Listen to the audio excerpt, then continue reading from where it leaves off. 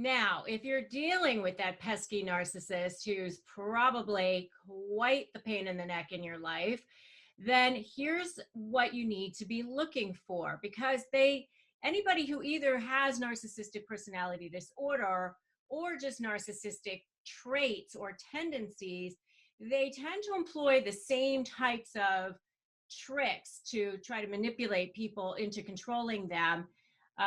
It really doesn't matter if they are a covert narcissist or an overt narcissist, they still use the same kinds of tricks.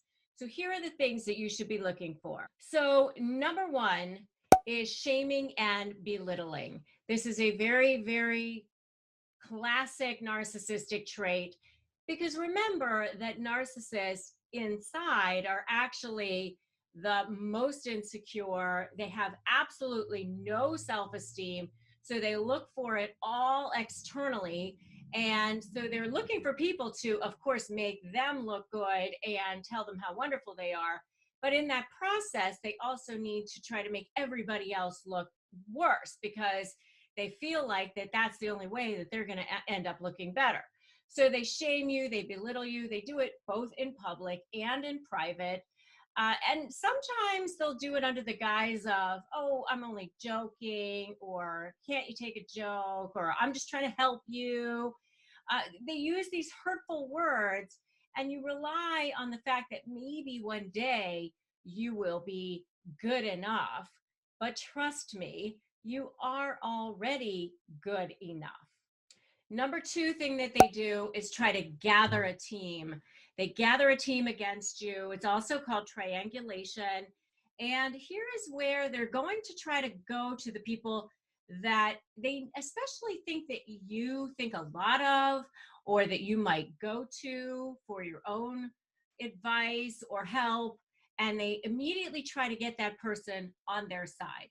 So they try to make themselves look good. They try to make you look bad. They try to gather this whole army of people to make it seem like the whole world is against you. And therefore, if you go against this narcissist, then you're really torpedoing yourself, because all these people are going to think badly of you too, because all these people love this particular person. So triangulation, or trying to gather people against you, is a very typical thing that narcissists do. So the third thing that narcissists do is they try to minimize or undervalue you. And this can often be very, very confusing, because what narcissists typically do is they start off telling you how amazing you are, how wonderful you are, how beautiful you are, how smart you are, how gorgeous you are, how handsome you are, whatever. And so you're sucked in to this, feeling that this person thinks that you're the most amazing thing that ever walked the earth. And so what happens is you're constantly trying to find that place again. Like, how did I have that? How can I get back to that? Because what happens is the relationship starts to erode, and they start to belittle you. They start to say, it looks like you're putting on weight, or maybe you're not that smart, or, they just start to undervalue you. So like, let's say you've done a lot for that person, and they'll minimize your contributions or the things that you've done, that make it seem like it's not that big of a deal, or they could have done it themselves, something like that. So it just never feels like you can catch back up to whoever that person was that loved you or thought you were amazing back in the beginning. Are you recognizing these traits so far? If you are, give me an amen in the comments. Okay, so the fourth thing that they do is they try to play the victim.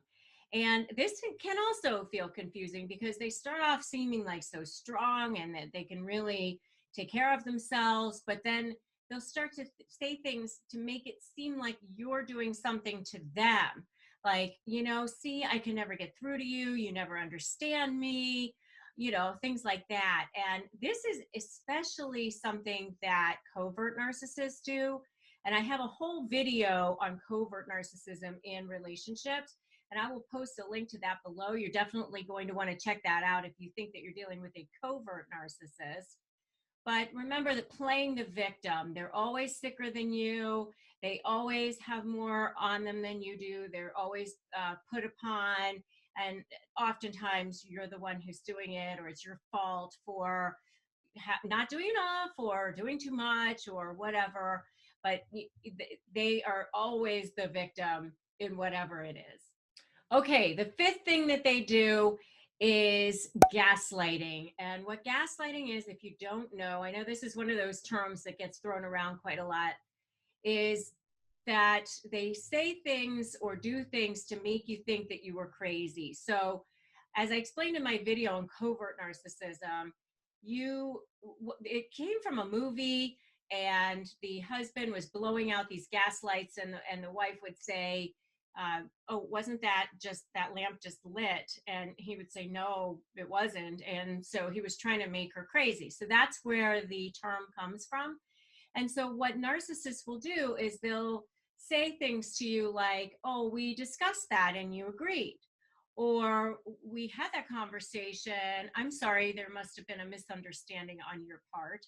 And you know that there was never a misunderstanding, or you didn't have that conversation. But sometimes when people are saying that to you over and over again so many times, you really do start to question your own sanity, which is exactly what they want you to do, because the narcissist wants you to be fully reliant on that person for your self-worth, for your self-esteem, for everything, so that they have total control over you. Okay, the sixth thing that they do is controlling behavior. So, if you're in a relationship with this person, they usually want to be the one to pay the bills, or they want to control all of the aspects of everything, how things look in your home, how the bookshelves are organized, just really everything. They might want to control what you wear, something like that, or who you're seeing, everything about you. And the reason why they do that is going back to the gaslighting conversation, and that is that they want total control over you and over everything that you're doing, so that you are completely reliant on them for all of your needs and all of your self-esteem, which of course they're going to strip from you. And so you end up feeling like you're losing yourself in these relationships. And the last thing they do, and remember, this is just a menu of the main things they do. There may be others, but these are the main things that narcissists do to try to manipulate people. The last thing, number 7, is the project and deflect. So, in other words, basically, they're going to blame you for all of their own behavior, because they have to remain flawless and they're never wrong. So, if you ended up going the wrong way in the car, then it's definitely your fault. If too much money was spent that month, then that was your fault too. Or if you're working with this person and a project didn't get done on time, then that was your fault. Even if it was their fault because they didn't give it to you on time or whatever, they'll never see that. Narcissists generally don't apologize, and they never take responsibility for their actions. So they're going to project it onto you so that you can be the one that's the target, and you're the problem, and you're the one that's triggering their anger. And so, and it's honestly, it's like a black hole that you will never fill, because you're always going to be the problem, and they're always going to have problems. So you're constantly trying to catch up to fix things that are never going to be fixed. There's never going to be an end to what needs to be fixed, or in you or for them. So if you are dealing with a narcissist, first of all, I'm sorry. I've been there too. It totally sucks. And the thing that I really need to tell you, and I've dealt with them in my own personal life, in business and in other areas, and also as an attorney, I've represented them. I've had them on the other side.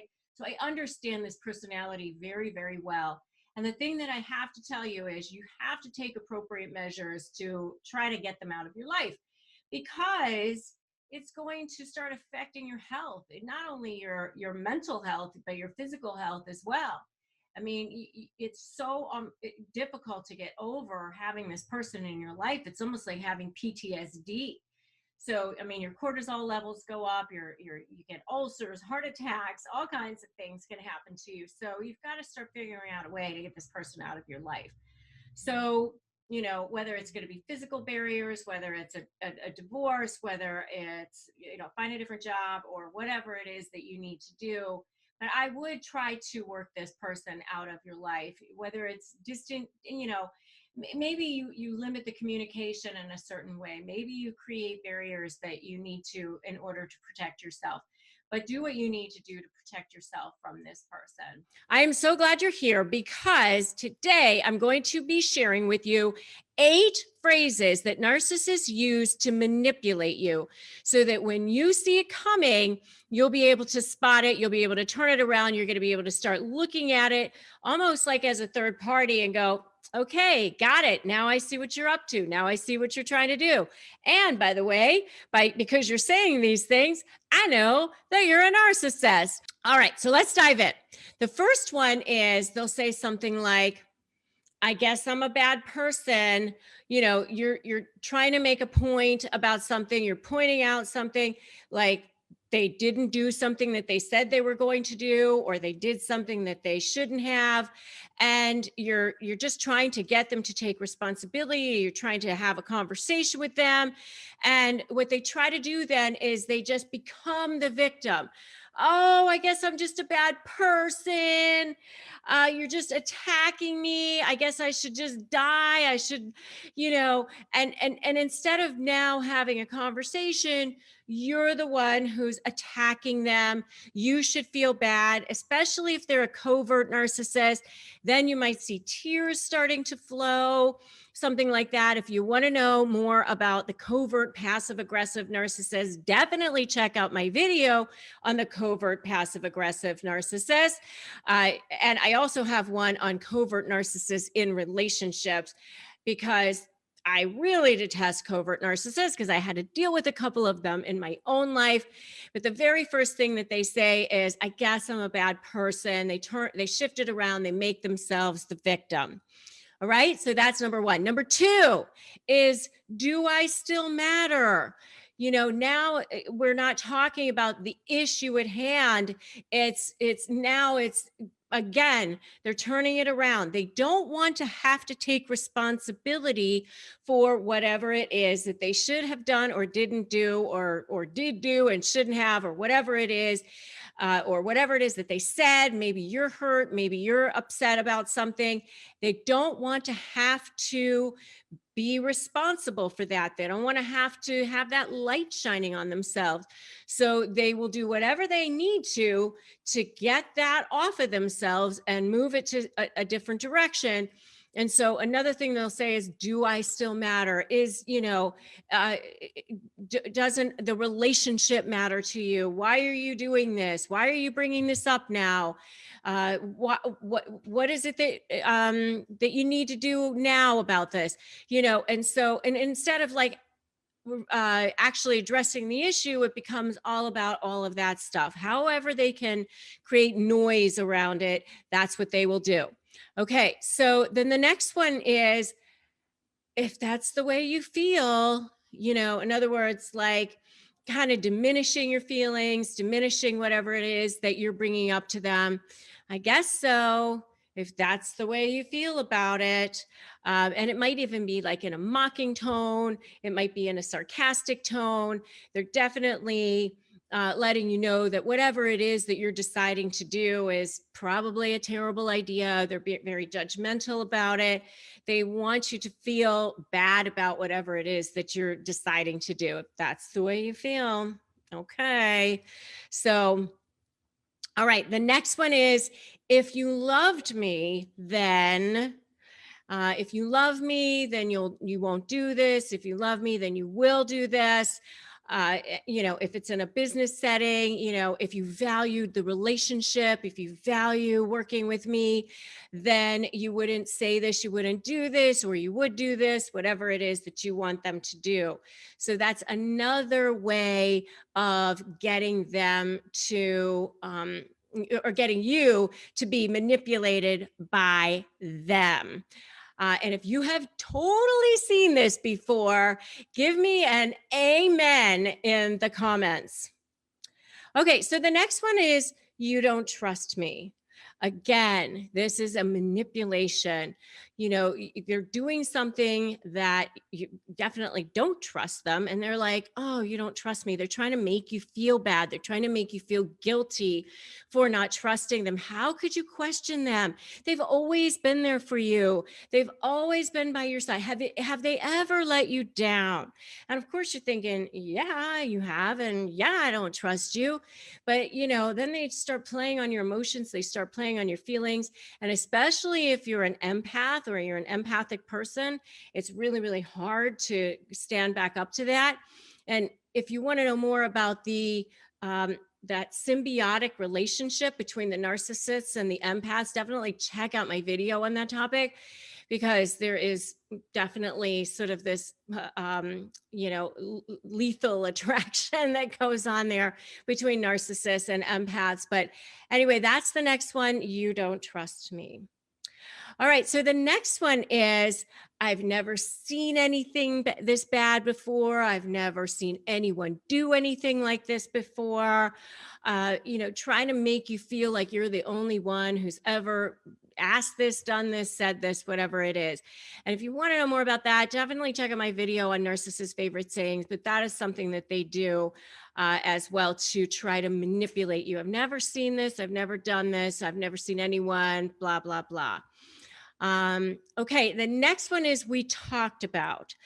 This is a really, really famous one. It's a gaslighting type of a phrase that a lot of covert narcissists especially use. We talked about that. Don't you remember? You agreed. And you never had that conversation before, you never agreed to anything, but after a while they prey on your sanity, and then you start to question your sanity. Well, maybe we did talk about that, I don't even remember now. But that's what they do. That's how they manipulate and eventually, because they've messed with your mind so much, they start to have power and control over you. But once you start to see it and you start to notice it, then it'll stop, and you'll start to realize what's actually going on, and you're waking up, because that's why you're here, right? Okay. And the last one is, I would never, trying to shame you. I would never do this. I would never say that. I would never let you down like that. I would never accuse you of anything. I would never talk to my friends about you. All those sorts of things, even though they definitely would. But that's one of the things that they say is, I would never. So that's one of the other manipulation phrases that narcissists use. They love to manipulate. And so what do you have to do in response? You have to ethically manipulate the manipulator right back. And that's what I teach you how to do. So they manipulate you. You know that they do. But did you know that there's like these little stealthy things that they do to manipulate you? And one of the things that they do, one of the little known manipulation tactics that they use, is what I call faux apologies. It looks like they're apologizing to you, but they're not apologizing to you. They are actually using that as a manipulation strategy. They're actually saying, oh, I'm sorry, but it's really a way to future fake you, get you back into their web, get you back into their lair, get you to do what it is that they want you to do, or just to manipulate you back into their web of control. It's not really an apology. It's what I call a faux apology. It's a fake apology. It's definitely a manipulation strategy. Remember, everything they do is a manipulation. When they love bomb you, it's a manipulation. When they apologize to you, it's a manipulation. When they're nice to you, when they are not nice to you, everything they do is a manipulation. So that's number one. Number two is when they ghost you, when they just stop talking to you completely. They've love bombed you, they've gotten you into their web of control. They've said they love you, even if it's a business relationship, and they said, oh my God, we're supposed to be, working together, we're soulmates, whatever it is. And then all of a sudden you don't hear from them. And then you're like, hey, what's going on? And, we were supposed to be doing all this stuff. You're emailing like 50 times a day, and then suddenly you don't hear from them at all. That's a manipulation strategy. I have a whole video on if you've ever been ghosted or lied to, watch this. You're definitely going to want to check that out. Number 3 of the little known manipulation strategies that narcissists use is guilt tripping. This is a big one that covert narcissists use.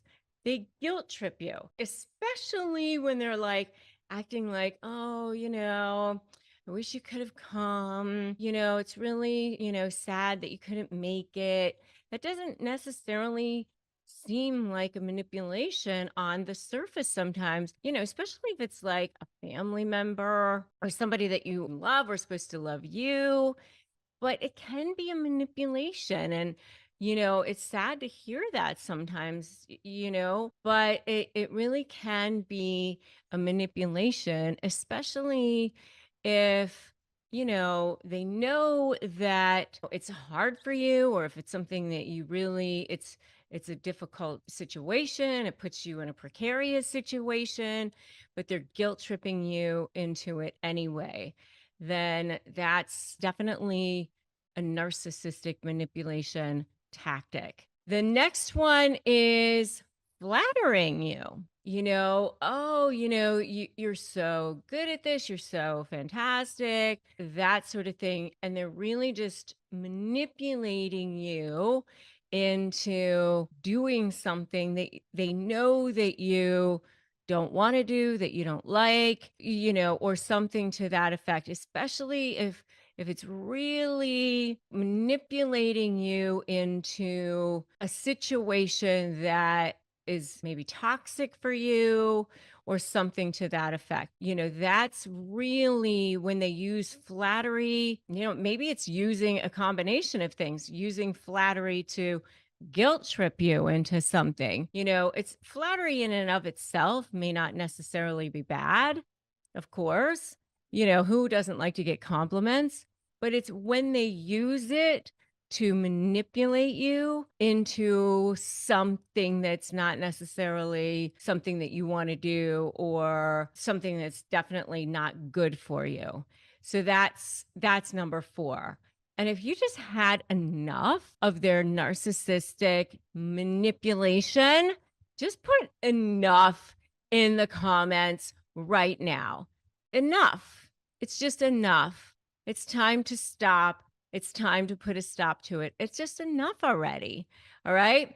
So that's number 4. So 2 more. Number 5 is one of my absolute things. It just absolutely gets under my skin. I just cannot take it.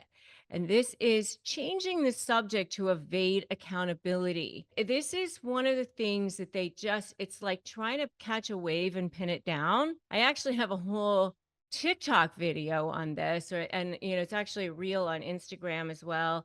And it's actually short, I think, here on YouTube as well, where I actually did a whole little conversation on this, where it's really a form of gaslighting, where you're trying to have a conversation with them and you're like, hey, I want to talk to you about those text messages, those suspicious text messages. And they're like, why are you trying to bring that up now? And, well, when would be a good time? Oh, you're raising your voice. Oh, I didn't raise my voice.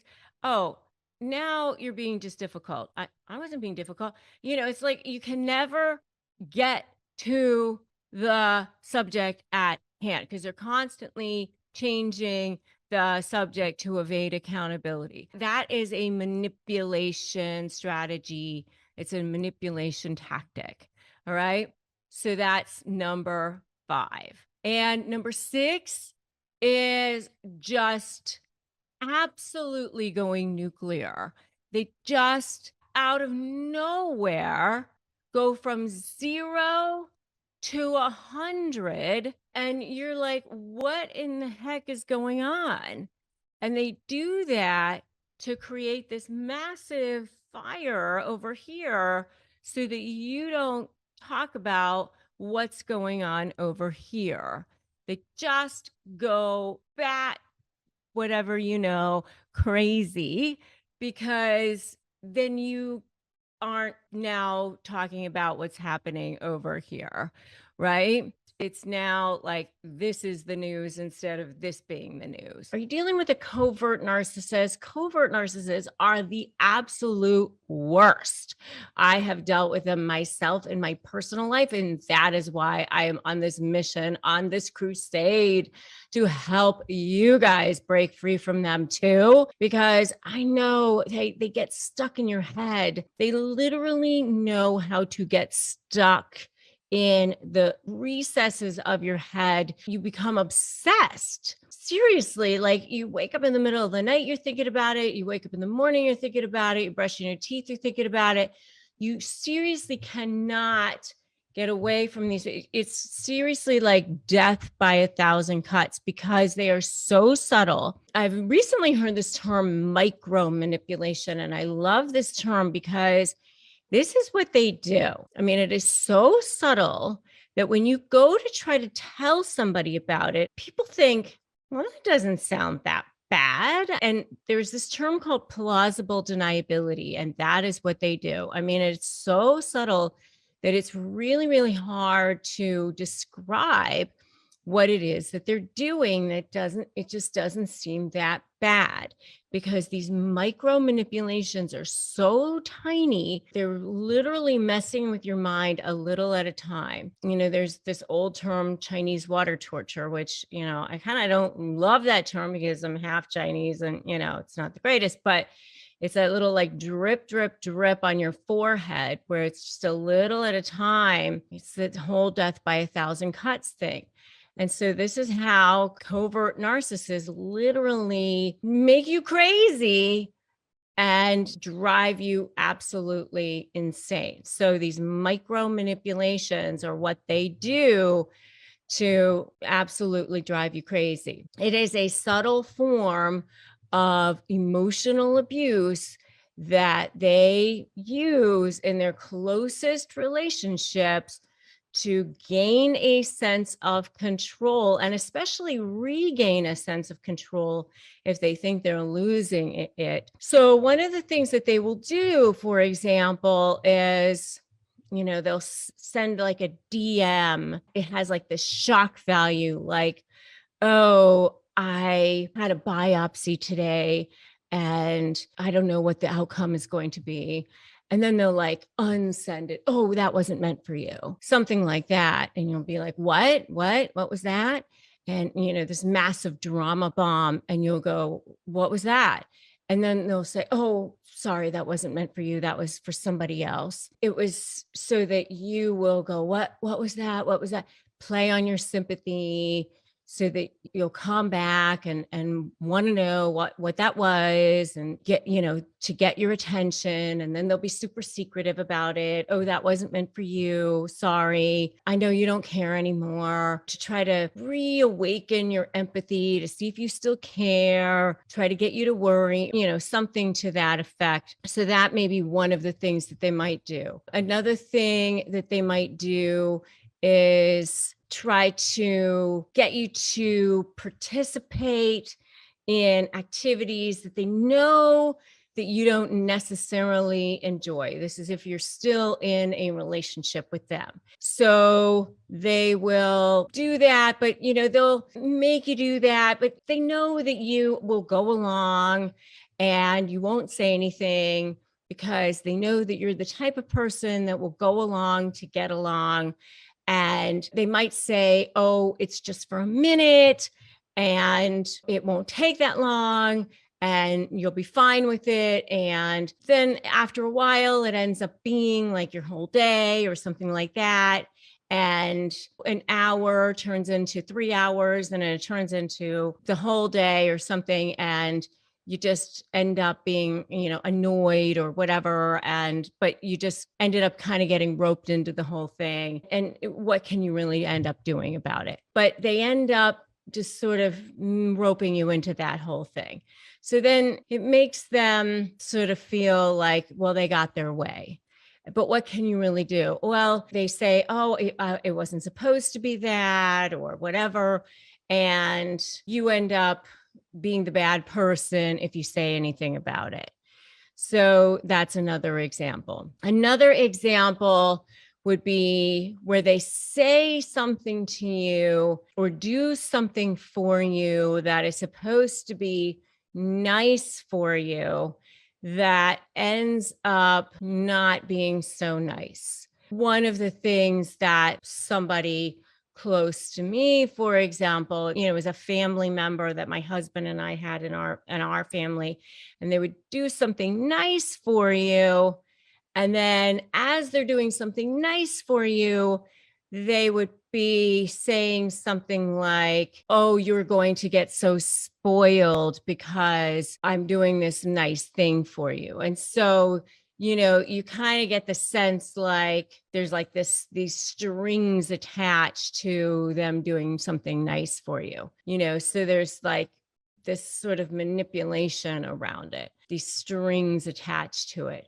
Or they might give like a backhanded compliment, like, "You're losing so much weight. I mean, you have a ways to go, but you really look so much better than you used to," something like that. Another thing that they might do is sort of badmouth people around you. Like, "Your friends are so great, but don't really love this person. Why do you hang around people that are so not worthy of you?" Something like that. You really could hang around better people. Make it seem like your friends aren't the greatest or something like that. And it's talking negatively about people in your life all the time and trying to just isolate you from your friends, that sort of thing. Another thing that they will do is kind of subtly never accept your opinions on something. They'll always sort of put you down. "Well, that sounds like a good idea, but why would we do that? Or how about if we do it this way instead?" And you just sort of start to realize that anytime you have given your idea or your opinion on something, they never take your idea or opinion on something. They just always sort of put it down, or they'll always sort of discount it. And you're always realizing that they always go with their idea or their opinion. And it's just always these little kinds of things. It's a micro manipulation, just these little tiny things. They're just tiny things. Like if you cleaned a room, for example, they say, "Yeah, you did a good job with it." But as they're kind of going behind you and continuing to fix it up or to continuing to clean it, to let you know you didn't really quite do a great job, that sort of thing. So those are the kinds of things that you see. I mean, if you want to know more about covert narcissism in relationships, I have a whole video on that. After a while, it just erodes away at your self-esteem, at who you are, and you just lose the sense of yourself. Okay, so let's talk about ways to trick narcissists. It seems like they're always trying to trick us. And frankly, we're becoming overrun with them. I keep hearing varying statistics about how many narcissists there are in the world. I've heard statistics that it was 1 in 10. Then I've also heard 16%. And, it could be just that they're not actually diagnosed as a narcissist. It could be just that, they have narcissistic traits or tendencies or something like that. I mean, I kind of tend to look at it as a continuum. Like there are people who are just one big heart and only care about other people. And then there's, sort of it goes along and there's a little bit more of each side. And then you get to the other end of the spectrum where the narcissist is the person who has no inner sense of value.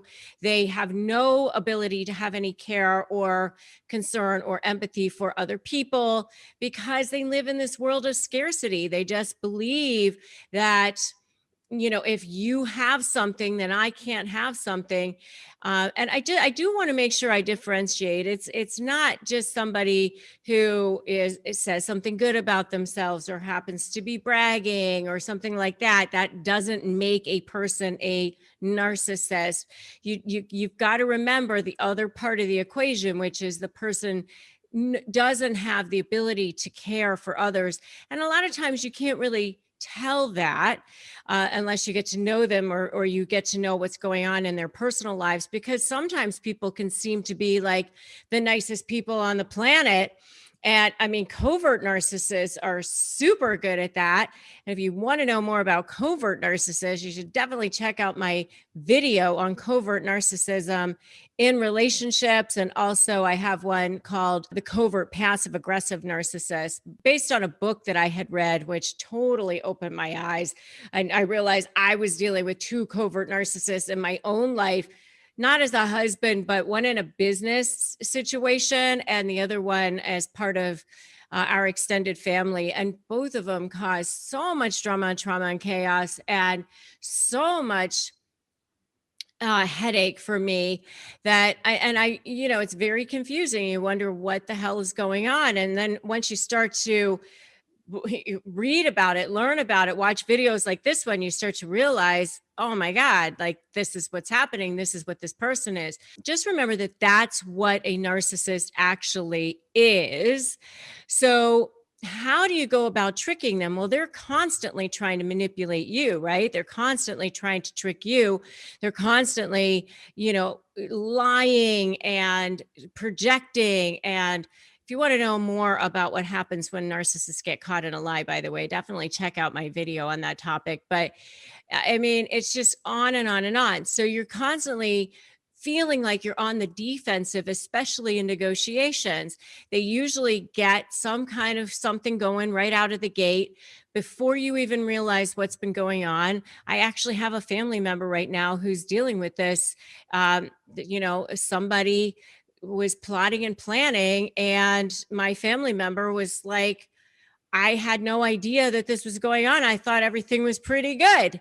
For months and months and months, sometimes they can be plotting and planning and you don't even realize. So you often feel like you are on the defensive right out of the gate.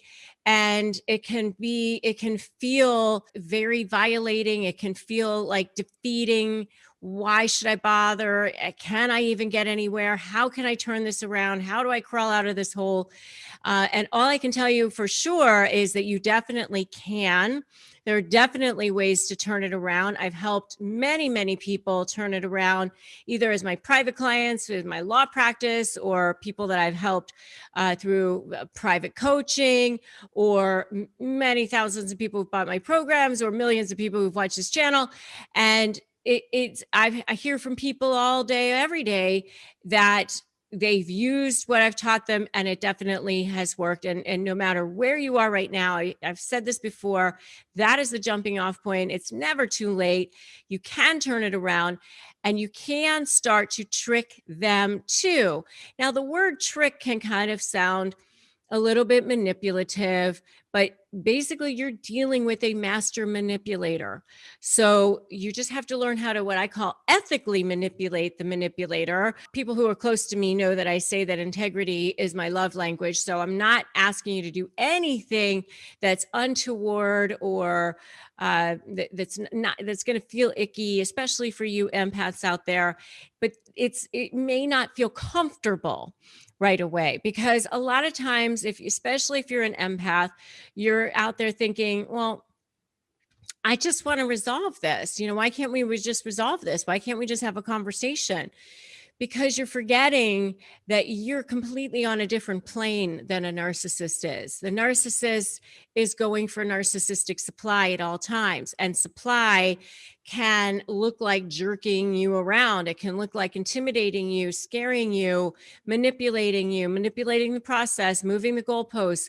If you're dealing with a narcissist in a legal situation, it looks like using the court system as a sword, not providing discovery that they're supposed to provide, not, ignoring court orders, things like that. And so it can feel difficult to go, okay, I'm going to go on the offensive now. I'm going to actually go the other direction. But that is what you have to do in order to start to gain ground and gain that leverage.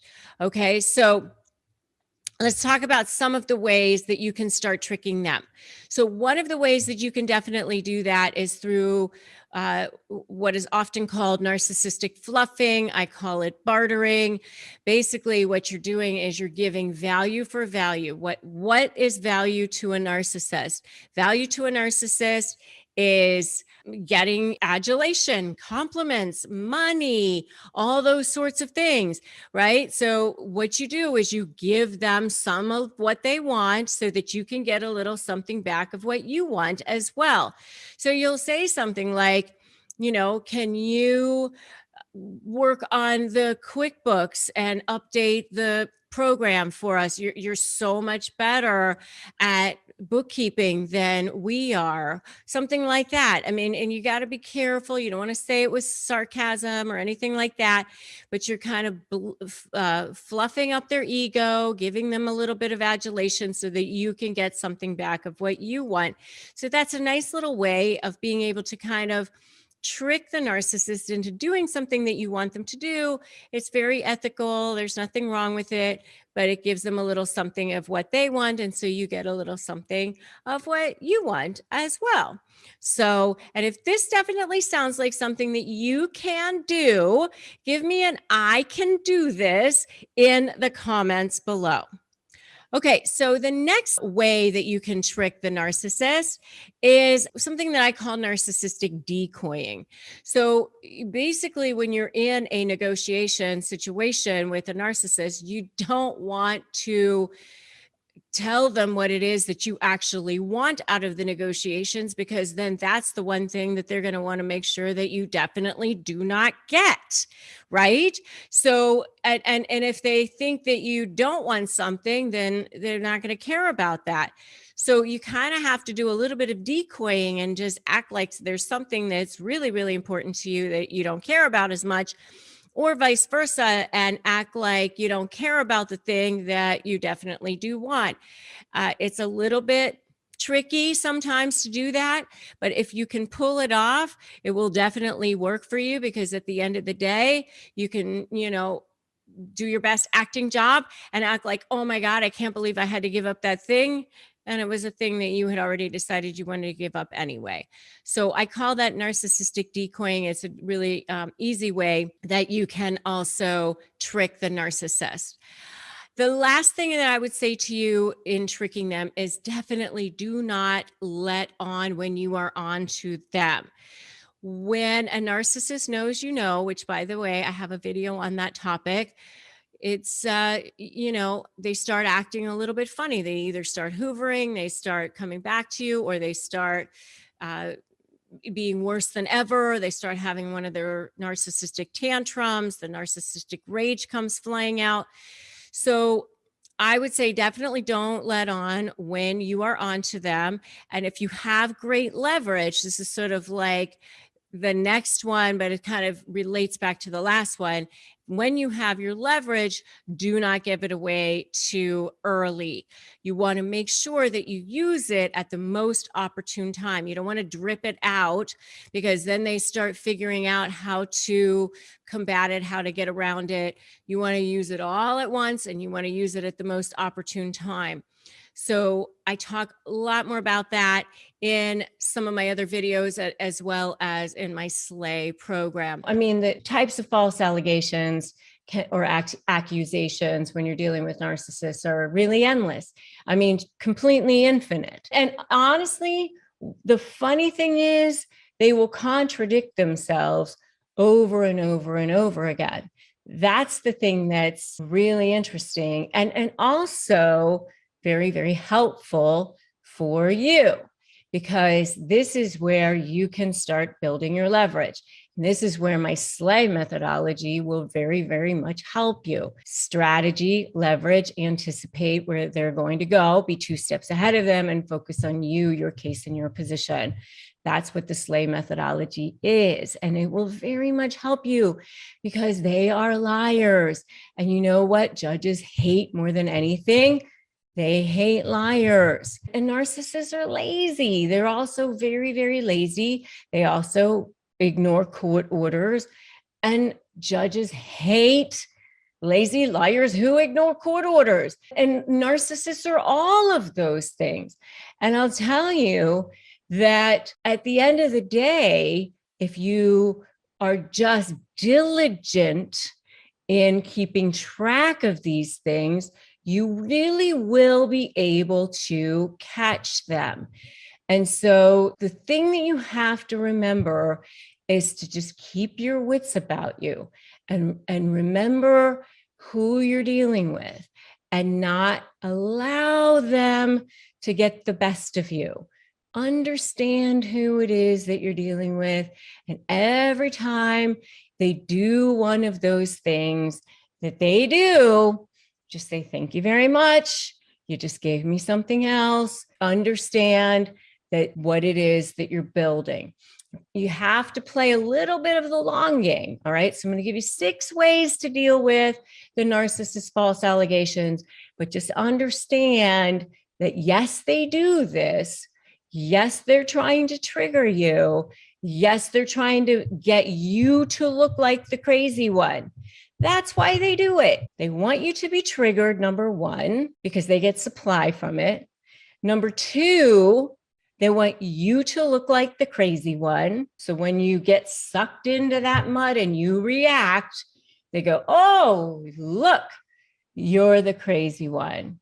And you took that bait, hook, line, and sinker. They use your reaction against you.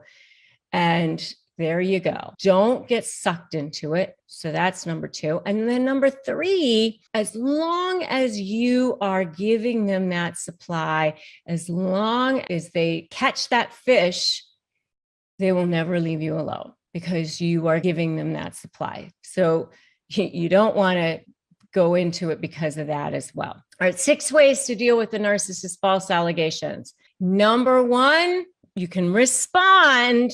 Do not react. Do not react. And I know you know that that is where I was going, right? You know, it's like they got the fish. Do not give them that. Unless you want to be that fish that they've reeled in, don't be that for them. You know, you can respond. Do not react. Just picture yourself. You're that fish that they've reeled in.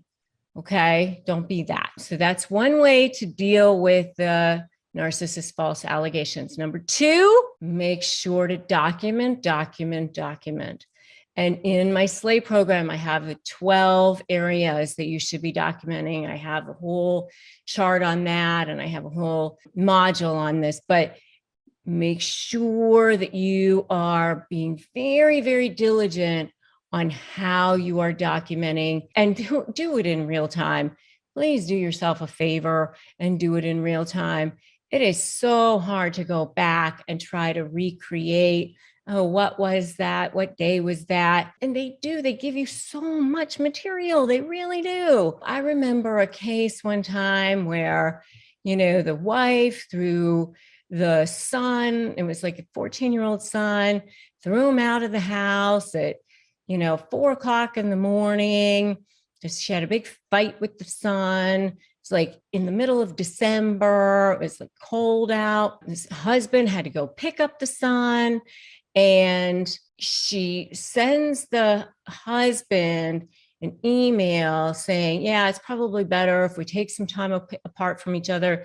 You should call the school bus service and have the bus start picking him up at your house, for now.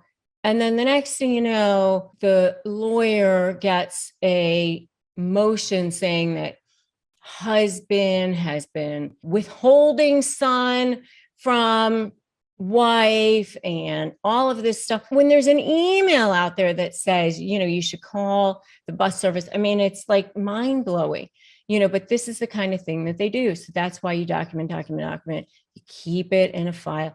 You just have all this stuff. You have it ready to go so that you don't have to go back. You don't have to go look for all this stuff. What day was that?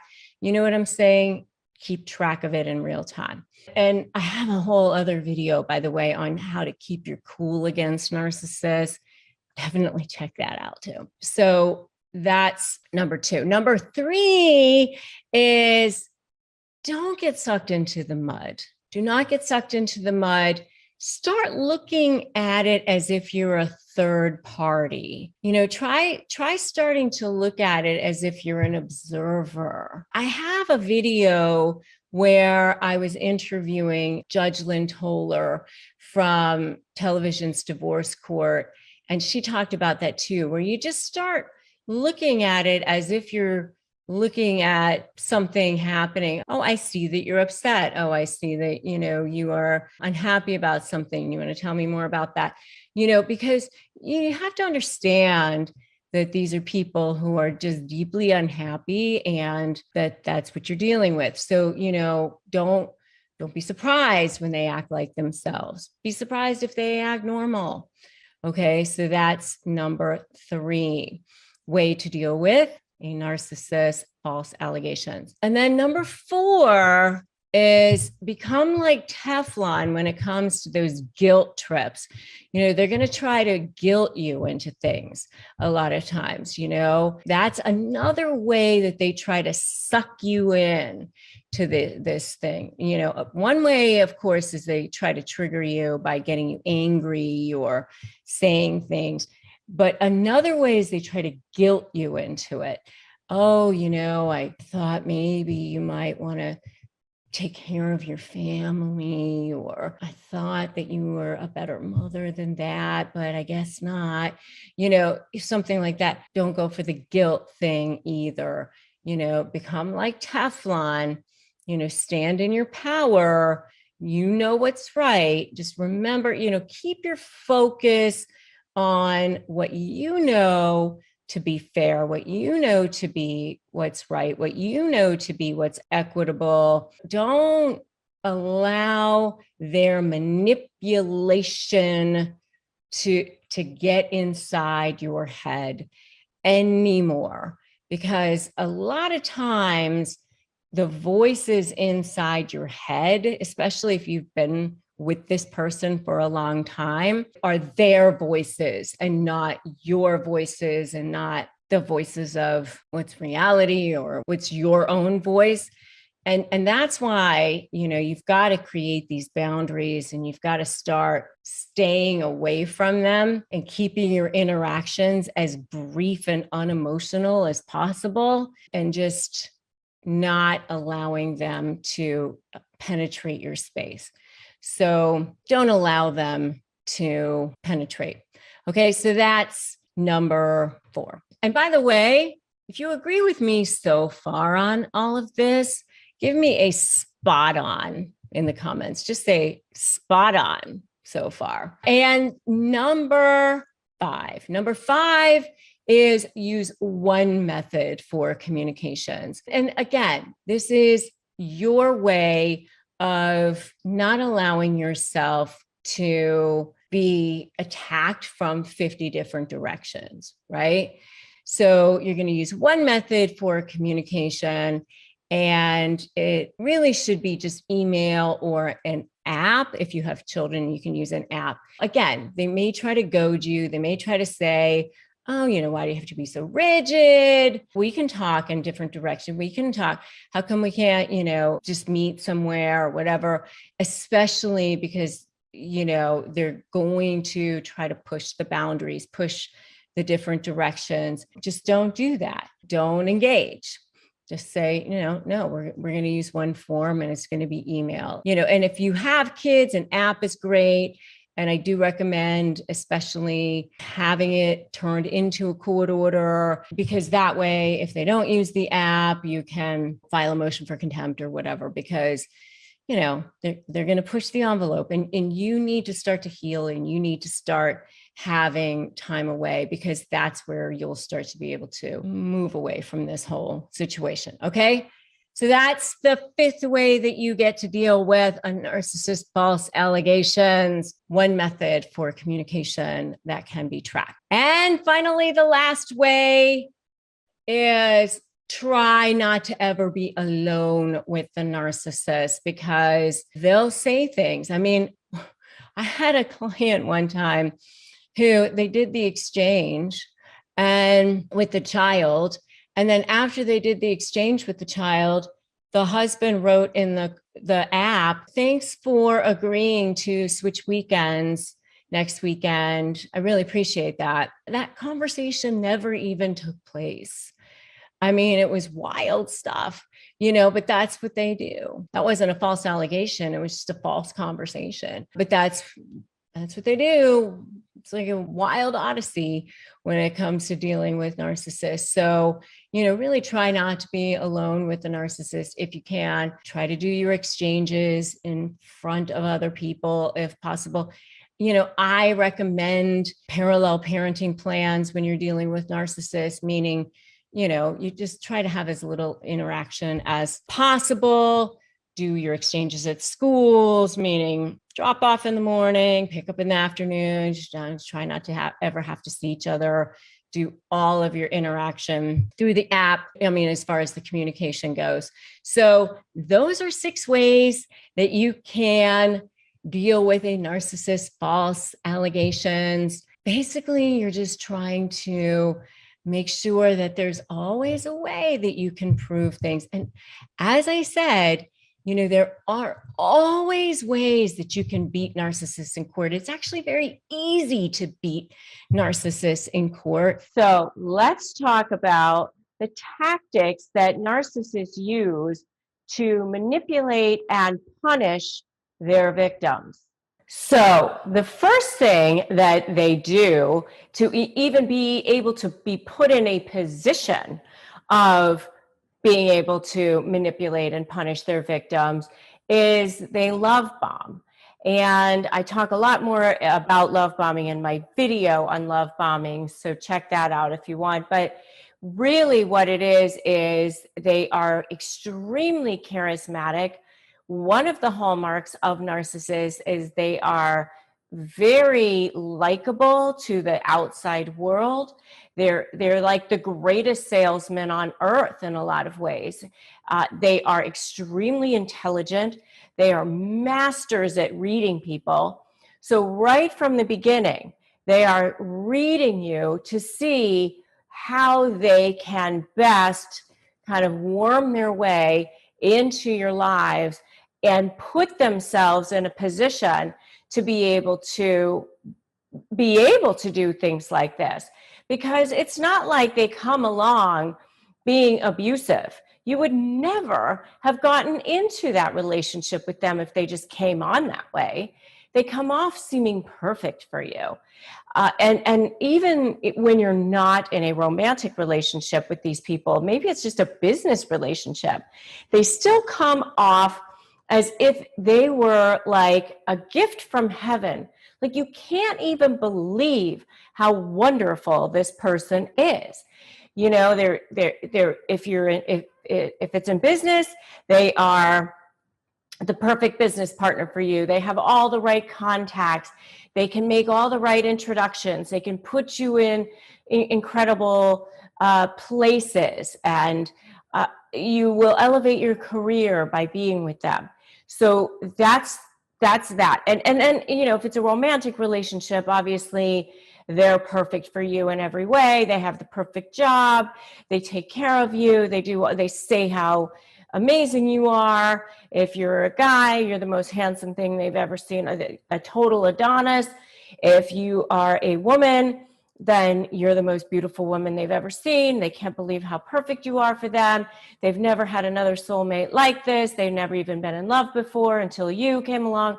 I mean, whatever they need to say in order to suck you in and so that's really one of the first ways that they manipulate and punish to start being even in a position to manipulate and punish their victims is that love bomb stage. The next thing that you'll notice, and these are in no particular order at all, but one of the ways that they manipulate and punish their victims is by ghosting them. So now all of a sudden you can't get in touch with them. They've been texting you for days on end, 20,000 times a day. And now when you want to call them out on something, or you want them for something, or you need them for something, now all of a sudden they can't be found. They aren't there.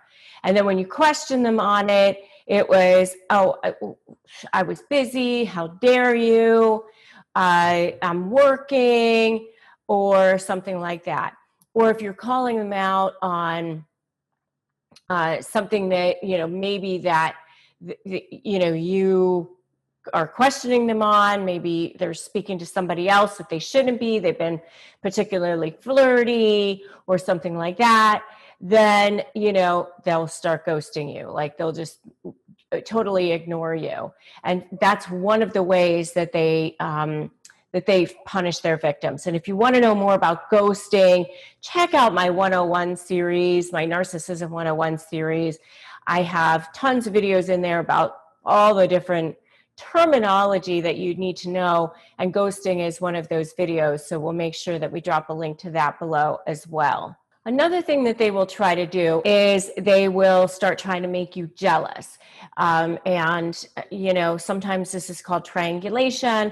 Sometimes they just are lining up flying monkeys to be against you, but they're talking to other people. They're trying to make it seem like they have a better relationship with other people, or these other people are better than you in some way.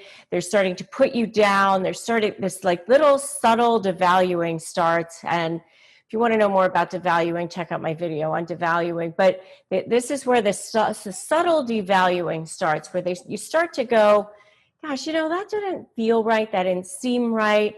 And a lot of times, especially with covert narcissists, and there's a whole bunch more on this in my video on the covert passive aggressive narcissists, who are my personal ones that I hate the most, because I've had to deal with them in my own life and fell prey to a couple of them in my own life, which I never will again because I know so much about narcissism now. But one of the things that they do is like these little subtle drip, drip, drip things that are so small that you like, do I even say anything about this? Or maybe I'm making too much of it.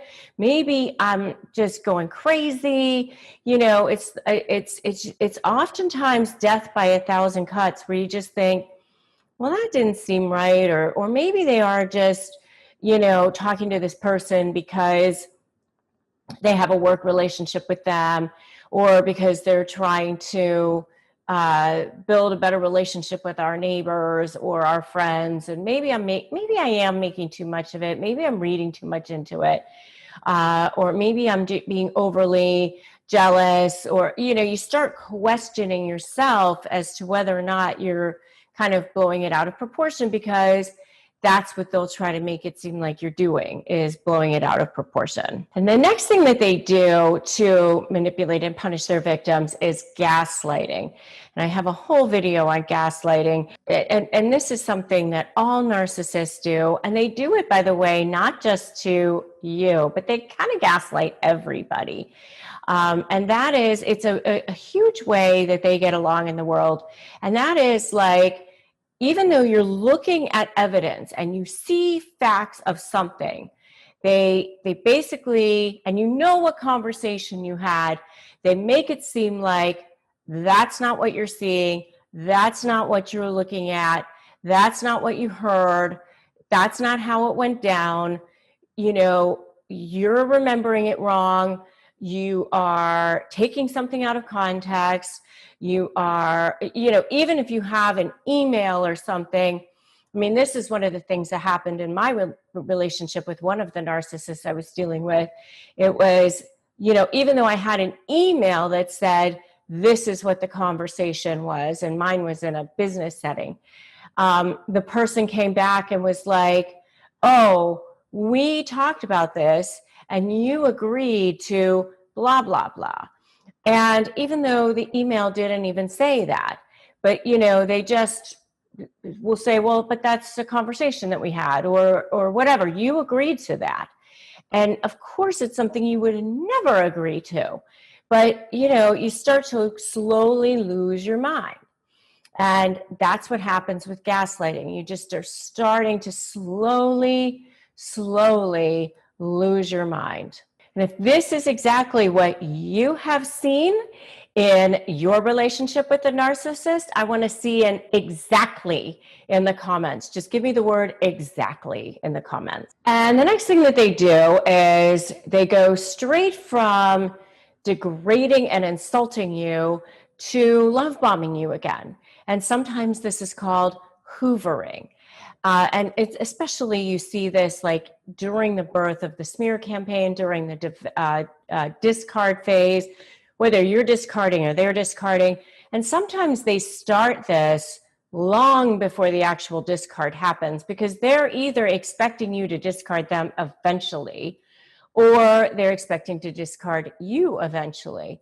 But they go from this heinous beast of a string of insults and the gaslighting and the intimidation tactics and all of these manipulation tactics that, I talked about, the passive aggressiveness, on and on and on, to, oh, but, we've always been able to get along. We can work this out. Or even if it's, we can come to an agreement, when you're in the middle of a divorce, all of a sudden they become your best friend. All of a sudden things are happening that are completely confusing you. And they do that again to manipulate you, because they want to get you away from your lawyer, or they want to get you away from your therapist, or they want to get you away from whoever it is that they think now has some other form of control over you. And why do they do that? First, yes, of course, they want you to do what they want you to do. But it all comes back to narcissistic supply, which is the holy grail for narcissists. Everything they do is driven by that narcissistic supply.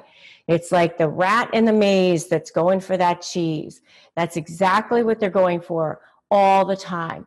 And one of the things I say about narcissists is, even though they are absolutely the most horrible people to deal with on the planet, they are actually very simple to understand. And once you get them, once you figure out that everything that they're doing is to keep as much narcissistic supply as they can possibly get, and you're just part of that scheme and you're part of that manipulation, and if you are in their zone of world and you even could possibly continue to be a source of supply, they're going to keep you around. So when you're going to negotiate with the narcissist, that's one of the things that you need to remember the most, is that everything that they do is driven by narcissistic supply. So this is by no means a comprehensive list of all of the things that they do to manipulate and punish their victims. I mean, certainly in a divorce setting, they do all kinds of things like weaponize the court system, use children as pawns, ignore court orders, ignore requests to produce, not produce financial documents, on and on and on. Intimidation, threats of violence, lying, stalking, all kinds of things I've seen in the divorce cases, which they do even in dissolution of business settings or dissolution of business partner settings. They act the same way that they do in regular life, only on steroids and 1,000 times worse. There are 4 things you really need to know if you're dealing with a narcissist, okay? Listen to me. First of all, I took them from Al-Anon. First 3 are what they call the 3 C's. And then there's going to be one more. So the 3 C's are that you didn't cause it, you can't control it, and you can't cure it. So let's take them one by one. You didn't cause this. You didn't cause their narcissism. They're going to try to blame it all on you. They brought you into their world. They made you feel like you were the one who was the most special person ever. Whether it's a business relationship or a personal relationship, or even if they're your parent or whatever, here you were brought into their world and they make you feel like you're supposed to be, the most special person, but you didn't cause that. Something else caused them to feel inadequate in some way. Think about it. Something happened to them in their childhood that caused a disconnect within them. They're the ones that have this emptiness inside of them. It's like a black hole that can't be filled. And so they're walking around the world trying to fill this hole from external sources all the time. And you are just this collateral damage in a way because you happen to be there. And so they're looking to you to try to fill this. You're just a food source, really, a supply source. And you're over there trying to fill it for them because they make you feel like you're supposed to be able to do that for them. But you didn't cause that. Something else caused that long before you came along. So you didn't cause that. And so you can't take that personally. You know, how people feel, how people treat other people is always a direct reflection of the way they feel about themselves. It never has anything to do with you. So you can't take that personally. If people treat each other well, it's because they feel whole and complete or they feel good about themselves inside. It has nothing to do with you. And, you know, I always say that one of my favorite books is The Four Agreements. Highly recommend that book, The Four Agreements. And it's 4 agreements that you make with yourself. And one of the agreements is that you never take anything personally, because the way people treat other people is a direct reflection of the way they feel about themselves. So number 1 is you didn't cause it. So the next one is you can't control it. You can't control other people. You can only control yourself. You can control how you're going to react. You can certainly control how you are going to react to them. And you can control how you're going to take care of yourself. And I have a whole video on self-care when you're dealing with a narcissist. And I definitely watch that video, self-care, when you're coping with a narcissist. Definitely check out that video. In fact, I have a whole video series on self-care when you're coping with a narcissist. You can even check out the whole video series on that. Definitely check that out. Take care of yourself. And in fact, I want you to put that in the comments right now. I take care of myself. I take care of myself, because that's what I want you to start thinking of right now. You didn't cause it. You can't control it. Those are the first 2 C's. And the last one is you can't cure it. And then there's going to be one more. So make sure you keep watching till the end. You can't cure it. They can't cure themselves. I've done videos.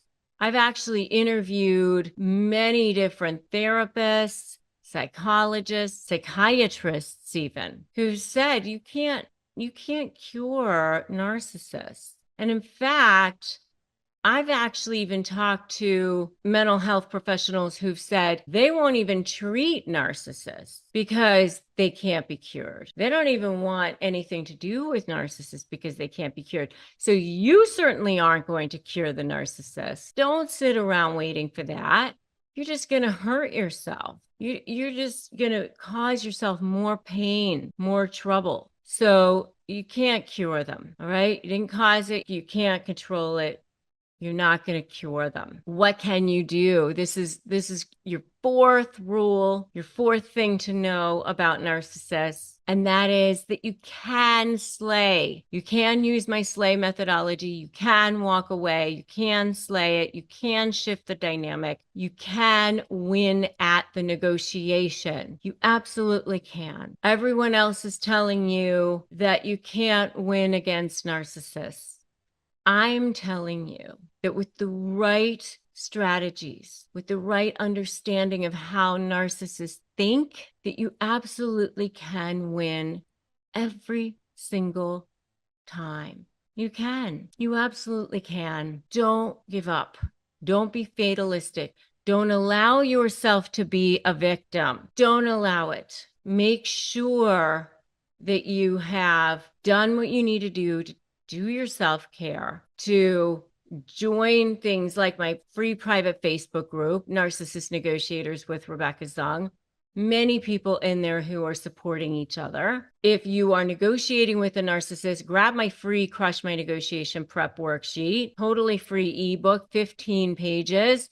Go to crushmydeal.com. Get that. It's a totally free ebook that many thousands of people have won their entire negotiations on. So get that, crushmydeal.com.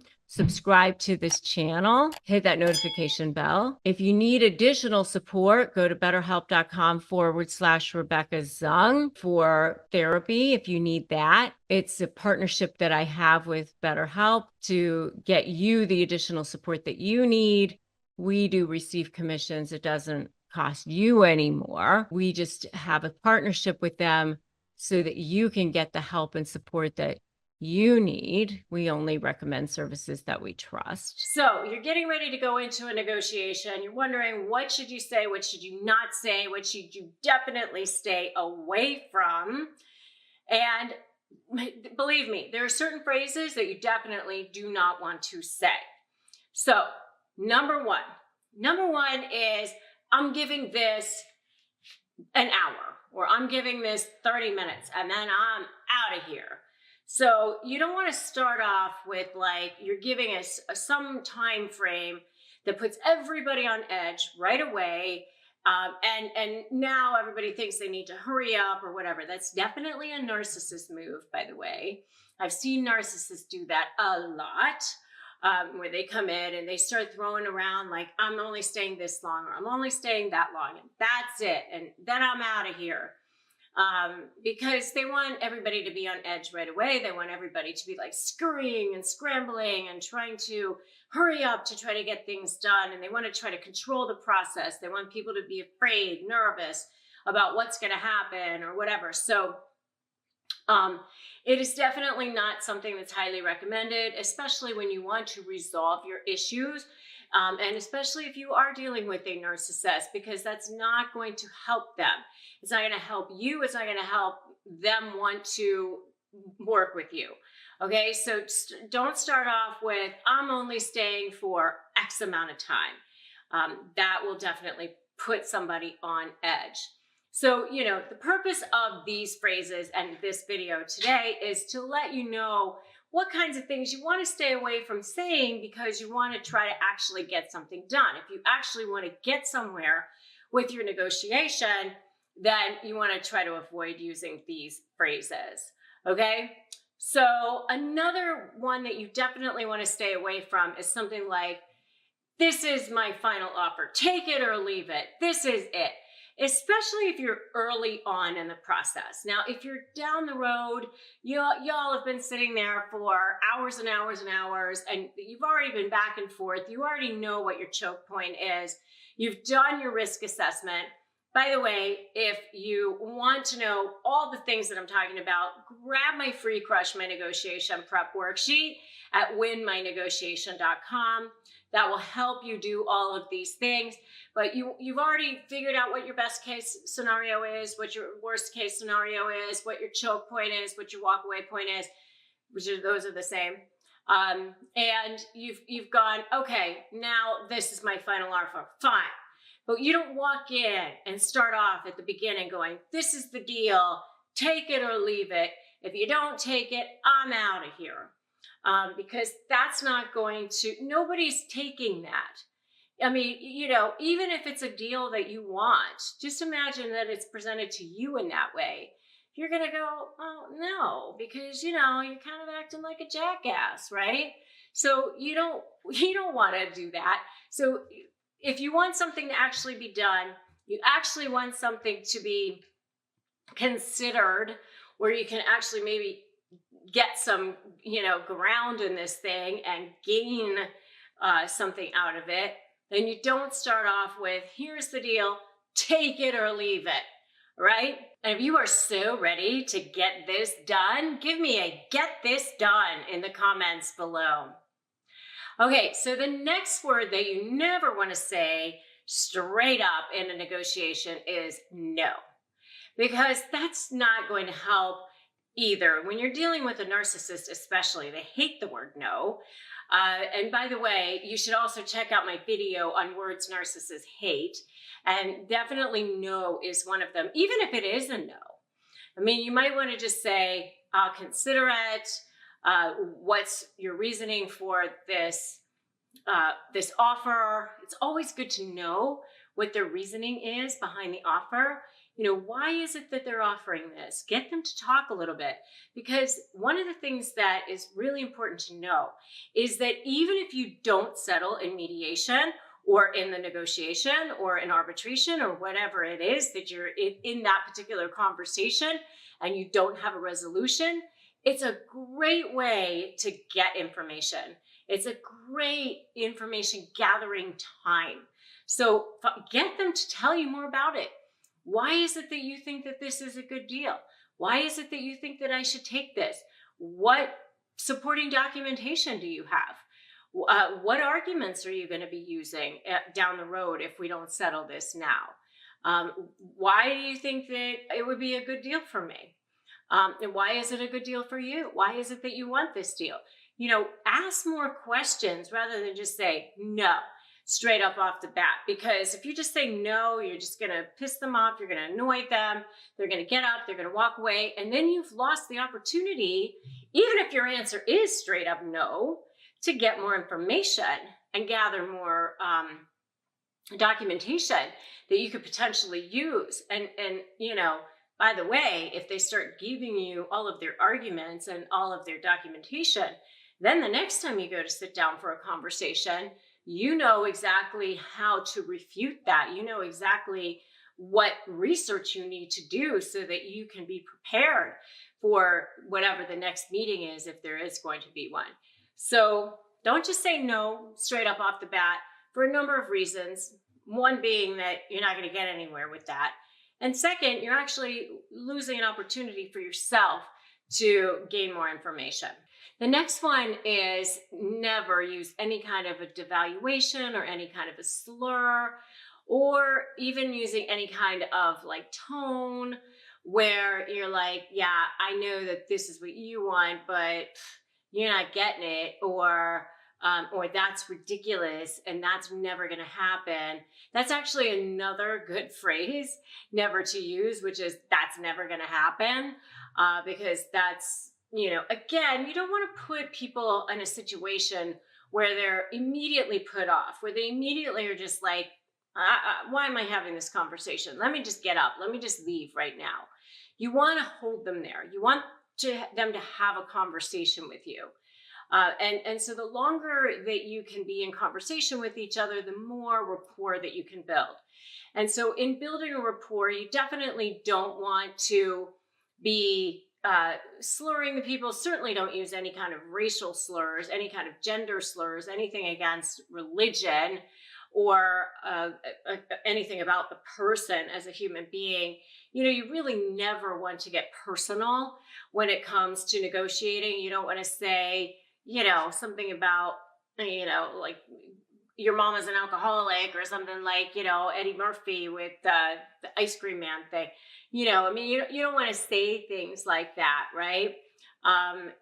Clearly that's way off topic and way so far afield, and will just inflame the situation and cause the person to go, well, I'm never having any kind of conversation with you.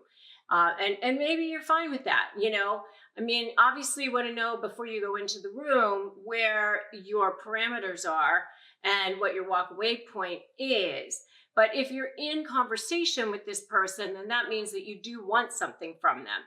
And you have to remember that all people want to feel seen, heard, and valued. All people want to know that they matter in some way. And that's why my book is called Negotiate Like You Matter. And the acronym, MATTER, is actually the acronym for how to negotiate, because all people want to feel that they matter. Now, obviously, if you're dealing with a narcissist, it's like heightened by a gazillion, because they have to be the focal point, and they really want to know that they matter. But you always need to make sure that you're providing value for value. Nobody's going to settle for their worst day. Remember, your best day is probably the other side's worst day, and nobody's going to have a conversation when it means that they're settling for their worst possible scenario. So, deciding ahead of time what it is that you're going to give up will really be helpful. Now, when you're dealing with a narcissist, you might kind of like use a decoy and act like the thing that you're giving up is the thing you really wanted, when it's really something you were going to be willing to give up in the first place. You kind of have to ethically manipulate the manipulator a little bit. And if you want to know more about that, check out my video on manipulating the narcissist, because that's something you definitely have to do when you are dealing with a narcissist. The point of all of this is you don't want to use any kind of language that's going to cause the person to immediately go, that's it, I'm just out of here. I'm not having this conversation, because you're putting them on edge right away. I mean, even when you go to tackle the issues, one of the T's in my Matter, M-A-T-T-E-R, is tackle hard issues second, meaning start with areas where you might agree and then work toward the more contested issues, because then you're building a rapport. You're building a situation where you feel like the momentum is going. You're actually covering ground. You're making headway. And so any kind of languaging that is going to make the other person feel like they've been insulted, like they're being controlled, like they're not being respected, like they're not being heard, that they don't feel valued, is not going to be helpful to the resolution process. And if resolution and coming to an agreement is what it is that you want, then staying away from those particular words will help you, and it will go a long way. If you are dealing with a narcissist, you're dealing with gaslighting, because they all do it, all different forms of narcissist, no matter what kind you're dealing with, whether it's the malignant form, the grandiose form, or the covert form, they all engage in gaslighting, and especially the covert form. And if you're dealing with a covert narcissist, or you suspect that you may be, you're definitely going to want to check out my videos on covert narcissism in relationships and the covert passive aggressive narcissist. And I will drop a link to those videos below. So I'm going to give you a definition of gaslighting, and then I'm going to give you some examples of what it looks like in regular relationships in general, and then also what it looks like when you are either divorcing a narcissist, breaking up with a narcissist, or dissolving any kind of a relationship with a narcissist, even if it's a business partnership or a friendship, something like that, okay? Okay, so what gaslighting is, it's a form of psychological manipulation and abuse that is deliberately designed to try to make you think that you're crazy. And more importantly, from the narcissist or sociopath's perspective, it is designed for them to self-preserve and maintain control over you or whoever their victim is. The term gaslighting actually came from a play and then a movie from the 1940s, where the husband, and it was actually called Gaslight, I believe, and the husband was intentionally trying to make the wife think that she was crazy. So what he would do is he would mess with the gas lights in the house. He would blow them out or turn them down or something like that. And she would say, wasn't that just lit? And he would say, no, wasn't lit. So obviously, you must be crazy. And I think she did eventually even end up going crazy. And so that is the term that we now use for people who inflict psychological abuse on another person in order to try to gain control over them and make them think that they're crazy. And as I said, it's especially a favorite tactic of covert narcissists, because it's a really under the radar type of abuse. It's not overt abuse. It's not physical abuse. It's not it's not outwardly calling someone a horrible name. It's not calling them stupid. It's much more subtle. It's much more lethal in a lot of ways, much more toxic, very, very stealth and insidious. And because it's so stealth, because it's so toxic, because it's so insidious, it can actually cause the victim to start feeling anxiety, depression. You do start feeling like you're going insane. It invokes feelings of self-esteem problems, worthlessness. It's a really, you really feel traumatized. It literally sucks the life out of you. I mean, you've heard narcissists be referred to as energy vampires. They literally drain the life out of you. And, it can cause forms of PTSD. It is a trauma. And it can be very difficult to get over if you've been subjected to it for years at a time. So one form of gaslighting is lying. And how it will look is they'll lie. If you ask them if they did something, they'll lie and say that they did it. And then when you catch them saying that they didn't, or finding out that they didn't do what they said they were going to do, then they manipulate it in some way so that you confuse the conversation, or so that it didn't happen the way you thought it was, or something like that. So they just out and out lie about it. And then when you catch them in the lie, they go to manipulate the truth about it. So how that might look in a divorce is that they said that they were going to deposit money in a certain bank account. So you go and you keep checking the bank account because they said they took care of it, and you will keep not seeing the money in the bank account. And so days go by and you say, you said that you put the money in the bank account, it's not there. Well, then they come back and they'll say, oh, I never said that I was going to put the money in the bank account. What I said was that I was going to pay the bills. And you say, no, I have this email that says, I asked you if you put the money in the bank account and you said you took care of it. And then they say, well, what I meant was that I would take care of the bills, that I'll just pay them directly. And so you misunderstood what I was going to say. And then, of course, they don't even pay the bills directly. So, it's this game that goes on with you where you're just, on constant pins and needles, wondering what's going on. And it's their way of maintaining control over you, and also making you think that you're crazy. So another form of this charming thing is manipulation. And so how this looks is that you think that you had a conversation about something, and how it, how maybe it's about scheduling, or maybe you decided that you weren't going to do something on a particular weekend, or maybe you decided that you were going to do something together, and suddenly that's changed, and they've manipulated how that was going to look as well. So how that might look in a divorce or a breakup situation is that they'll come to you and they'll say, here are 3 choices for how we can settle and resolve our differences and our issues. And you say, okay, I pick number 2.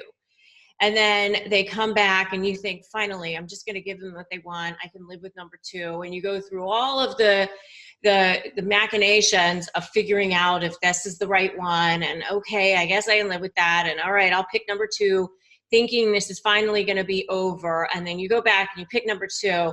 And then they come back and they say, well, we can't do number 2 anymore, because number 2 only was on the table if you were going to do X, Y, and Z, and they make something up that, of course, never was part of the conversation. And now suddenly the whole deal has blown up because it was an illusory promise to begin with. It was a deal that was never going to be had, because the truth is they don't want to settle the case. They want to make your life as miserable as possible. I mean, they want to settle, they want to get as much as they possibly can. They do want to win, but they want to win in a way that is a manipulation win. It's not like a reasonable person conversation. Okay, and then the third thing is deflecting or blame shifting. And how this looks is that if you call them out on their behavior and you say, aha, like this is definitely something that you didn't do. You said you were going to send this email on this day and you didn't do it. Well, then they deflect, they blame shift, or let's say you call them out on something in the middle of a conversation, you were irresponsible. Well, they'll turn around and they'll say, I don't like your tone. I don't like the way you said that. or you're always irresponsible because blah, blah, blah. So they deflect and blame shift. So in a divorce, it might look like this. You guys have an agreement to use a co-parenting app for all of your communications for the child, okay? So, and then out of the blue, you get a message in the co-parenting app that says, thank you so much for agreeing to change weekends with me and give me, you know, Johnny on your parenting time next weekend. And you immediately write back and you say, as you know, we were supposed to use our co-parenting app for all conversations around changing the schedule. And you didn't ask me about this, and this conversation never took place. And then the next thing you're going to hear is, oh, really? Really? You're so petty that we have to use an app? Really? I mean, I guess if you're just that petty and you're that immature that you can't just have a regular conversation, that we have to use the app for everything, and suddenly it becomes your fault. If you are so ready to be done with these games, give me an I'm ready in the comments. Okay, so here are a couple of things that you can do about gaslighting. Remember, you are not going to stop them from gaslighting, but what you can do is shut them down in some way so that it doesn't affect you. So my suggestions are ways that you can protect yourself from what they're going to continue to do. Think of the narcissist as the wild animal. They will never be caged. They will never be tamed. Well, they can be caged, but that's a whole other conversation. That's more around strategy and leverage, and that's another whole conversation, but they will never be tamed. And so you just have to assume that they're going to be whoever they are. So the first thing that you can do is realize what's happening. You know, once you start to take a step back and you can start observing them as if they are a 2-year-old having a tantrum on the floor and say, oh, well, there they go again, being their narky selves, you know, that's the first step in not bringing this into yourself and starting to get over those feelings of anxiety and all of that, when you can really start seeing them for who they are. So that's number one, is just realize what's happening and take a step back. Okay, so number two is not to take anything personally that they do. So number one, you just start taking a step back and you're just observing them. Number two is realizing that they are just all about self-preservation. When you realize that everything a narcissist does is just really about them and has nothing to do with you, because they can't see past themselves, that nothing is about you. So you can't ever take anything they do personally. It's always about themselves. They don't have the ability to have any empathy. They lack total empathy for anyone except themselves. So remember, they have no internal sense of value. They're trying to grab everything they can from the external. So this whole thing of gaslighting you is self-preservation and trying to control you and control their environment. So, so number two is don't take it personally. Okay, and number three is to connect with other people who have been targets or victims, survivors and thrivers of narcissistic abuse, because these are your people. These are the people who understand where you've been and where you're going and what you need to do to heal yourself. I have a private Facebook group. It's totally free. It's called Narcissist Negotiators with Rebecca Zung, and I will drop a link to that below. If you want to connect with other people who are dealing with the same things that you are, go ahead and ask to join that Facebook group. And there you'll be able to connect with other people who can support you online. Number four is to create hard and fast boundaries. Just decide, like, this is how much communication I'm going to have with this person, or this is what the communication is going to look like.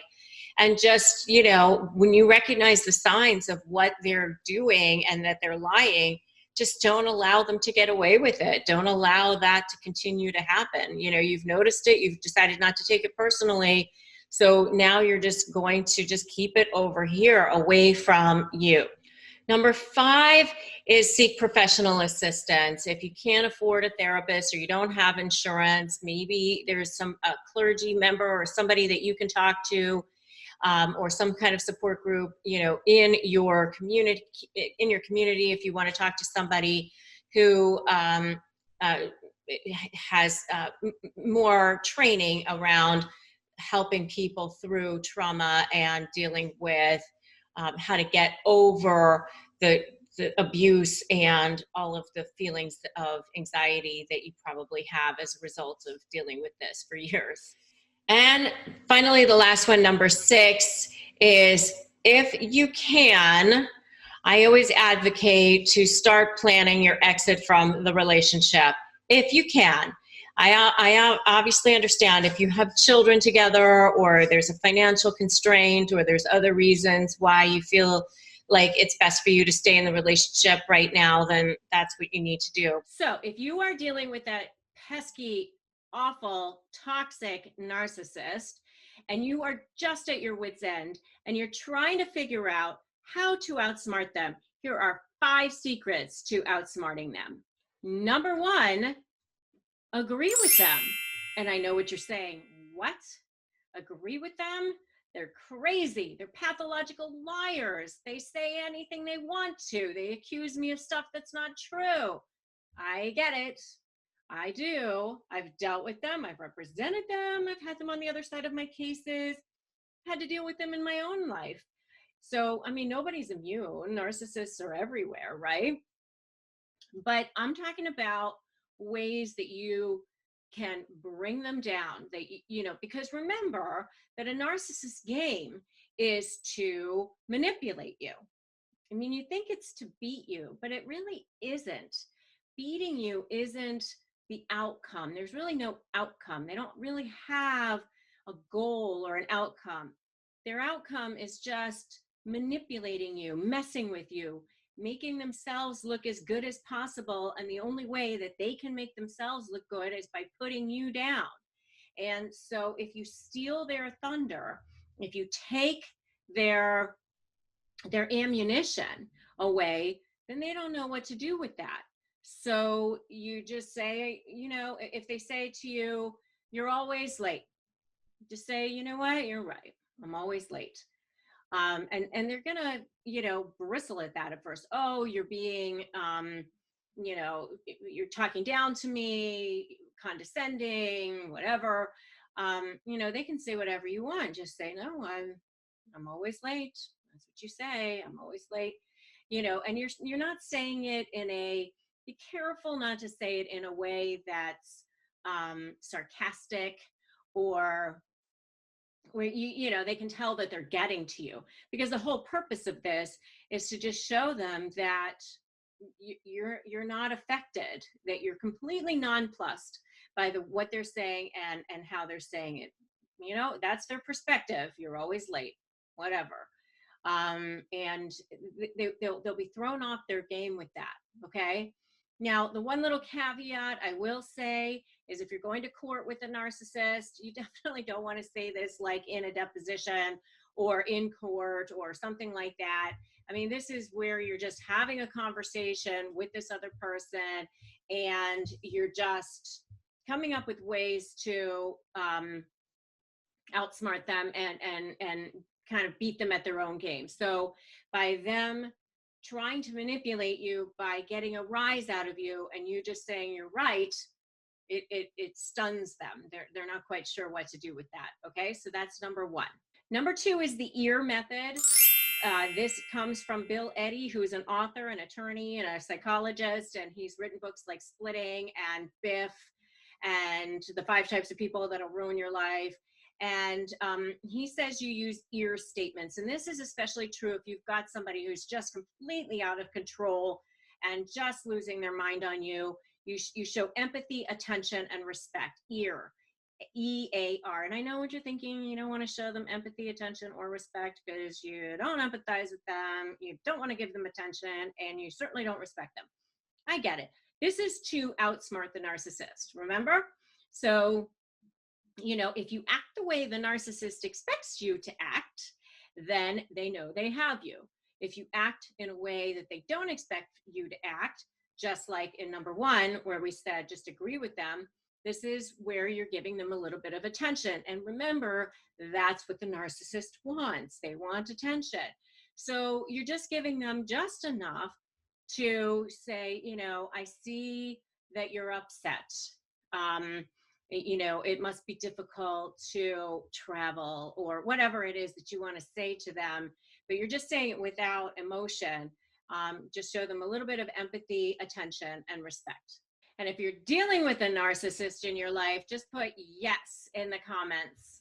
Okay, number 3 thing you can do is figure out leverage against them. Even if you're not negotiating with them in a formal sense, figuring out a way that you can gather around them and find their inconsistencies and figure out what it is that they're saying that they're lying about, catch them in their lies. Now, what I want you to do when you're doing this, though, is not show them right away what you've got, because if you're showing it to them real time, then they're constantly out gaming you, which they're very good at. I mean, narcissists are master manipulators, especially covert narcissists. Covert narcissists are great at looking really, really wonderful to 99% of the world. I know, I've had to deal with them myself. And if you want to know more about covert narcissists, make sure that you check out my video on covert narcissism in relationships, and I will definitely drop a link to that video below. But in the meantime, while you're gathering leverage and you're gathering motivation for them to want to have a conversation with you or do what you want them to do, you're just gathering, and you're waiting to use that leverage at a time that is most opportune for you. And that the time that you're going to use that is when you have them fully surrounded and there's no, it's like airtight. It's like soldiers that are surrounding a city or something like that. There's no escaping, because that's when they go crazy and their true colors really show through, which again is more leverage that you'll be able to potentially use down the road. Okay, number 4 is throw them off the scent. So what I mean by this is don't show a narcissist what you really want, because the minute you tell them what it is that you definitely don't want or you definitely do want, then that's the thing that they're going to do whatever they can to make sure you don't get it. Because if you're trying to outsmart a narcissist here, you don't show your hand. You don't show what it is that you want. You throw them off the scent.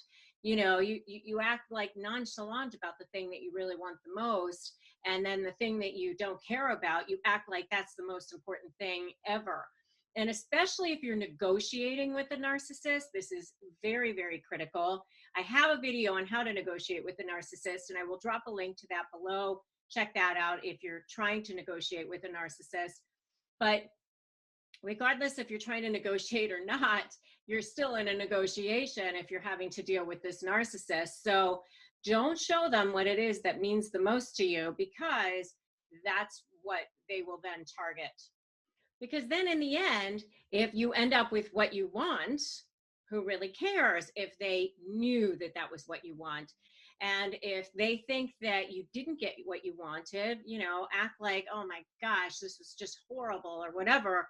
And then, when you go back to your house or you go back to your room or whatever, you can just be like Dr. Evil and squeal and bah, ha, ha, ha, and you got what you wanted. So who really cares if he or she knew that you got what you wanted? Okay. And number 5 has nothing to do with the narcissist at all. It has everything to do with you. And in my book, Negotiate Like You Matter, and in my programs, those of you who've worked with me or those of you who've read my book, that the most important thing is your internal feeling of value. So you focus on your own power, you focus on your own value and your own internal feeling of value. Remember that narcissists have no internal feeling of value. They get all their feeling of any sort of value from the external. And the more you can just be that oak tree and that you can just stand in your power, the less the narcissist will get to you. And that is really the best way to outsmart that narcissist. I definitely would try to get that narcissist out of your world if you possibly can. I always say show them the door to your world, have a nice life. But obviously if you're co-parenting with a narcissist, and you're still going to have to have them in your world, do something like parallel parenting, something where you don't have to deal with them on a regular basis.